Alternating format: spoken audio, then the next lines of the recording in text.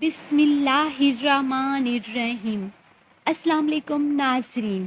कौम लूत जिन्होंने ऐसी बुराई को ईजाद किया जो इनसे पहले दुनिया में किसी कौम ने ना किया था, ऐसी बदकारी जिसकी मिसाल तारीख में कहीं नहीं मिलती। इस कौम ने ऐसा क्या काम किया था और इनका इंजाम क्या हुआ। हज़रत लूत अलैहिस्सलाम अल्लाह के एक बरगुज़ीदा नबी थे। आपके वालिद का नाम हारान था। आपकी पैदाइश इराक़ के शहर और में हुई थी। उस शहर में हज़रत इब्राहीम अलैहिस्सलाम का मस्कन था।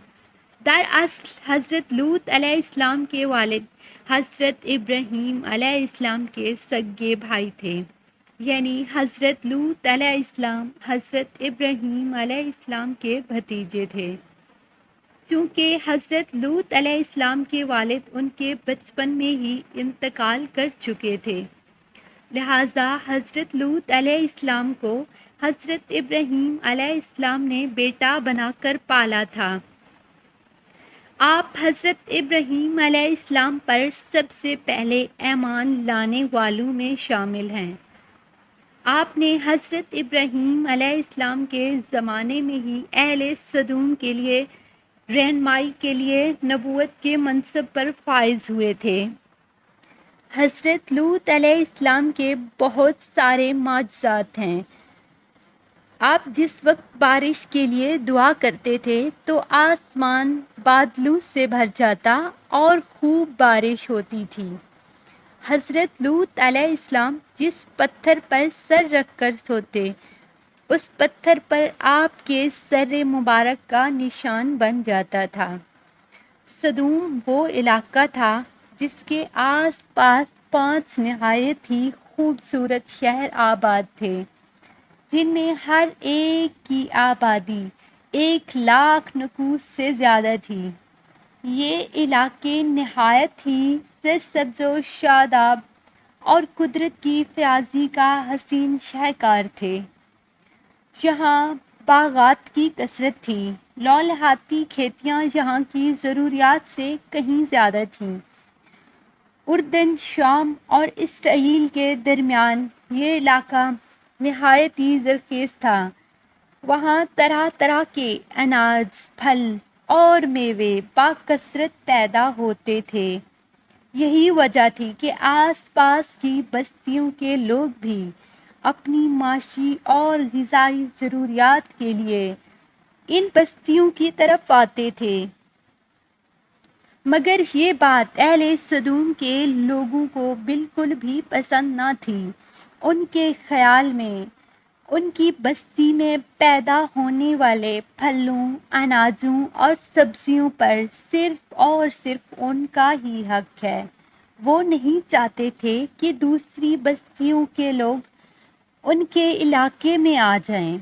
एक दिन सदूम के लोग इस बात पर गौर व फिक्र कर रहे थे कि बाहर से आने वाले लोगों को यहाँ आने से आखिर कैसे रोका जाए, कि इब्लीस एक बुज़ुर्ग की शक्ल में उनकी महफ़िल में आया और कहा, अगर तुम इनसे पीछा छुड़ाना चाहते हो तो मेरे कहने पर अमल करो। उस अजनबी बुज़ुर्ग की बात लोगों ने बड़ी तवज्जो से सुनी। इब्लीस ने कहा, मैं तुम्हें कल बताऊंगा। दूसरे दिन इब्लीस एक खूबसूरत नौजवान लड़के की शक्ल में आया और उन्हें अपनी औरतों की बजाय मर्दों के साथ फाले बद करना सिखाया। इब्लीस ने कहा, अगर तुम इन बस्ती के लोगों से निजात चाहते हो जो तुम्हारी बस्ती में आ जाते हैं, तो ऐसा करो कि जब भी कोई शख्स तुम्हारी बस्ती में आए तो तुम लोग ज़बरदस्ती अपनी ख्वाहिश पूरी करो। इसी तरह ये लोग इस बस्ती में आना छोड़ देंगे। अपनी नफसानी ख्वाहिशात के लिए मर्दों से बदफाली इस कौम का दस्तूर बन गया था। यहाँ बेहयाई आम हो गई थी। हुक्मरान, सरदार और हर तबके में और घर घर में ये अमल फैल चुका था। भरी महफिल में ये लोग इस फहाशी के काम को करके खुश होते थे। خاص کر مسافروں میں اگر کوئی خوبصورت لڑکا ہوتا تو یہ لوگ اسے اپنا شکار بنا لیتے تھے۔ اہل سدوم اپنی روزمرہ کی زندگی میں ظالم، دھوکے باز اور بد معاملہ تھے۔ کوئی مسافر ان کے علاقے سے بخیریت نہ گزر سکتا تھا۔ کوئی غریب ان کی بستی سے روٹی کا ایک ٹکڑا نہ پا سکتا تھا، اور بعض دفعہ ایسا ہوتا تھا کہ باہر کا آدمی ان کے علاقے میں پہنچ کر فاقوں سے مر جاتا تھا، اور یہ ان کے کپڑے اتار کر اس کی لاش کو برہنہ دفن کر دیتے تھے۔ اپنی وادی کو انہوں نے ایک باغ بنا رکھا تھا جس کا سلسلہ میلوں تک پھیلا ہوا تھا۔ اس باغ میں وہ انتہائی بے حیائی کے ساتھ اعلانیہ بدکاریاں کرتے تھے۔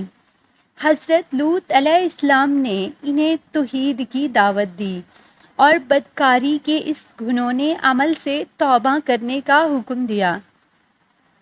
حضرت لوط علیہ السلام نے کہا، تم بے حیائی کیوں کرتے ہو؟ کیا تم عورتوں کو چھوڑ کر لذت حاصل کرنے کے لیے مرد کی طرف مائل ہوتے ہو؟ حقیقت یہ ہے کہ تم احمق لوگ ہو۔ حضرت لوط علیہ السلام اہل سدوم کو دن رات وعظ و نصیحت کیا کرتے تھے، لیکن قوم پر اس کا کوئی اثر نہ ہوا، بلکہ وہ بہت فخریہ انداز میں یہ کام کیا کرتے تھے۔ انہیں حضرت لوط علیہ السلام کا سمجھانا بھی برا لگتا تھا، لہٰذا انہوں نے صاف صاف کہہ دیا، اگر تم ہمیں اسی طرح برا کہتے رہے اور ہمارے کاموں میں مداخلت کرتے رہے تو ہم تمہیں اپنے شہر سے نکال دیں گے۔ حضرت لوط علیہ السلام نے نصیحت و تبلیغ کا سلسلہ جاری رکھا، لہٰذا ایک دن اہل سدوم نے خود ہی عذاب الہی کا مطالبہ کر دیا۔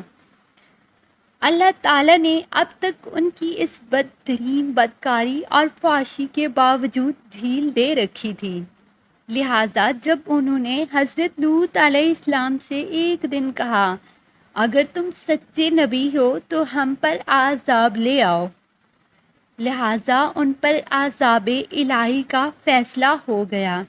اللہ تعالیٰ نے اپنے خاص فرشتوں کو دنیا کی طرف روانہ کر دیا۔ یہ فرشتے دراصل حضرت جبرائیل، میکائیل اور حضرت اسرافیل علیہ السلام تھے۔ پھر یہ فرشتے حضرت لوط علیہ السلام کے گھر تشریف لے آتے ہیں۔ حضرت لوط علیہ السلام نے جب ان خوبصورت نوعمر لڑکوں کو دیکھا تو سخت گھبراہٹ اور پریشانی میں مبتلا ہو گئے۔ انہیں یہ خطرہ محسوس ہوا کہ اگر ان کی قوم کے لوگوں نے انہیں دیکھ لیا تو نہ جانے وہ ان کے ساتھ کیا سلوک کریں گے۔ حضرت لوط کی بیوی کا نام وائلہ تھا۔ اس نے آپ پر ایمان نہ لایا تھا اور وہ دراصل منافقہ تھی۔ وہ کافروں کے ساتھ تھی، لہٰذا انہوں نے جا کر اہل سدوم کو یہ خبر سنا دی کہ لوط کے گھر نوجوان لڑکے مہمان ٹھہرے ہوئے ہیں۔ یہ سن کر بستی والے دوڑتے ہوئے حضرت لوط علیہ السلام کے گھر پہنچے۔ حضرت لوط علیہ السلام نے کہا، اے قوم، یہ جو میری قوم کی لڑکیاں ہیں یہ تمہارے لیے جائز اور پاک ہیں۔ اللہ سے ڈرو اور مجھے میرے مہمانوں کے سامنے رسوا نہ کرو۔ کیا تم میں کوئی شائستہ آدمی نہیں؟ حضرت لوط علیہ السلام کی بات سن کر وہ لوگ بولے، تم بخوبی واقف ہو کہ ہمیں تمہاری بیٹیوں سے کوئی حاجت نہیں، اور جو ہماری اصل چاہت ہے اس سے تم بخوبی واقف ہو۔ قوم لوط کے اس بے شرمانہ جواب سے اندازہ لگایا جا سکتا ہے کہ وہ فعل بد میں کس حد تک مبتلا ہو چکے تھے۔ جب حضرت لوط علیہ السلام کی قوم ان کے گھر کی طرف دوڑتی ہوئی آئی تو حضرت لوط علیہ السلام نے گھر کے دروازے بند کر دیے اور ان نوجوانوں کو ایک کمرے میں چھپا دیا۔ اس بدکار لوگوں نے آپ کے گھر کا گھیراؤ کیا ہوا تھا اور ان میں کچھ گھر کی دیوار پر بھی چڑھنے کی کوششیں کر رہے تھے۔ حضرت لوط اپنے مہمانوں کی عزت کے خیال سے بہت گھبرائے ہوئے تھے۔ فرشتے یہ سب دیکھ رہے تھے۔ جب انہوں نے حضرت لوط علیہ السلام کی بے بسی اور پریشانی کا یہ عالم دیکھا تو حقیقت سے پردہ اٹھاتے ہوئے یوں فرمایا: اے لوط، ہم تمہارے رب کے بھیجے ہوئے فرشتے ہیں، یہ لوگ ہرگز تم تک پہنچ نہیں سکتے، ابھی کچھ رات باقی ہے، تو اپنے گھر والوں کو لے چل اور تم میں کوئی شخص پیچھے مڑ کر نہ دیکھے۔ اہل سدوم حضرت لوط علیہ السلام کے گھر کا دروازہ توڑنے پر بازد تھے، لہٰذا حضرت جبرائیل علیہ السلام نے گھر سے باہر نکل کر اپنے پر کا ایک کونا انہیں مارا، جس سے ان سب کی آنکھوں کے ڈھیلے باہر نکل آئے اور بصارت زائل ہو گئی۔ یہ خاص عذاب ان لوگوں کو پہنچا جو حضرت لوط علیہ السلام کے پاس بد نیتی سے آئے تھے۔ حضرت لوط علیہ السلام حقیقت حال جان کر مطمئن ہو گئے اور اپنے گھر والوں کے ساتھ رات ہی کو نکل کھڑے ہوئے۔ بیوی بھی ان کے ساتھ تھی، لیکن کچھ دیر جا کر واپس اپنی قوم کی طرف پلٹ گئی اور قوم کے ساتھ ہی جہنم رسید ہو گئی۔ صبح کا آغاز ہوا تو حضرت جبرائیل علیہ السلام نے اللہ کے حکم سے بستی کو اپنے پر سے اکھاڑ دیا اور پھر اپنی بازو پر رکھ کر آسمان پر چڑھ گئے، یہاں تک کہ آسمان والوں نے اس بستی کے کتوں کے بھونکنے اور مرغیوں کے بولنے کی آوازیں بھی سنی۔ پھر اس بستی کو زمین پر دے مارا، جس کے بعد ان پر پتھروں کی بارش ہوئی۔ ہر پتھر پر مرنے والوں کا نام لکھا ہوا تھا۔ جب ان پر پتھر لگتے تو سر ان کے پاش پاش ہو جاتے۔ صبح سویرے شروع ہونے والا یہ عذاب اشتراک تک پوری بستی کو نیست و نابود کر چکا تھا۔ قوم لوط کی ان خوبصورت بستیوں کو ایک سیاہ جھیل میں تبدیل کر دیا، جس کے پانی سے رہتی دنیا تک کوئی فائدہ نہیں اٹھایا جا سکتا۔ سمندر کے اس خاص حصے میں کوئی جاندار مچھلی، مینڈک وغیرہ زندہ نہیں رہ سکتی، اس لیے اسے ڈیڈ سی یعنی بحر مردار کہا جاتا ہے، جو کہ اسرائیل اور اردن کے درمیان واقع ہے۔ ماہرین آثار نے 10 سالوں کی تحقیق اور جستجو کے بعد اس تباہ شدہ شہر کو دریافت کیا تھا۔ تحقیقات سے پتہ چلا تھا کہ اس شہر میں زندگی بالکل ختم ہو چکی ہے۔ اس شہر کے راستے اور کھنڈرات کو دیکھ کر ماہرین یہ اندازہ لگاتے ہیں کہ جب یہ شہر تباہ ہوا تھا تو اس وقت لوگ روزمرہ زندگی کے کاموں میں مصروف تھے اور یہاں زندگی اچانک ختم ہو گئی۔ اہل سدوم، جنہیں پتھر بنا دیا گیا تھا، ان کے بت بھی ابھی تک بحر مردار کے پاس موجود ہیں، جو تا قیامت لوگوں کے لیے ایک عبرت ہیں۔